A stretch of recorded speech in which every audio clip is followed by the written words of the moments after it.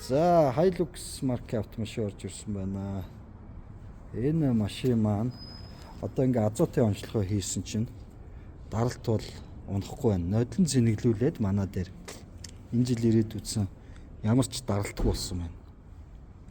Тэгэхээр энэ автомашины хувьд яасан бэ гэхээр за азотыг гаргачихъя. Яасан бэ гэхээр 2008 оны Hilux байна. Цагаан өнгөтэй.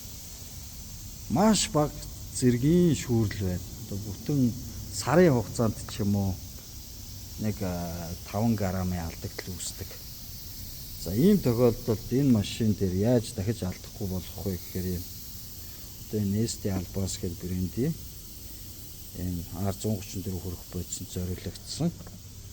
Одоо 0.3 мм хүртэл. За энэ дээр Pironi марк нь байна.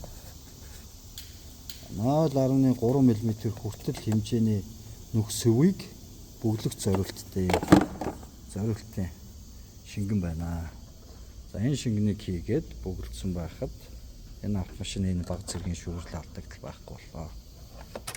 За бөглөх процесс хийжтэй. Цэнгээ хийжтэй. Одоо хийний сайхан ажиллаж аваад компрессор.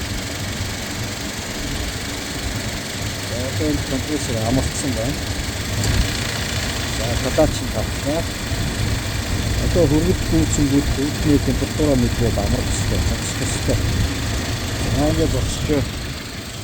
За энэ бөглөгч байдлыг бол манай 2 жил оруулж хийж байгаа. Өөрсдийн туслахаар баталсан нотсон. Хамгийн найдвартай бөглөгч байсан байгаа. За одоо хэдэн градустай явж байна харъя. За энэ машин маань одоо 4 градус, 5 градустай явж байна. Гадаа сэрүүхэн болохоор бүр янз сайхан доош буусан байна. За энэ машин ингээ сайхан байна. Тэр илгэжтэй баярлалаа.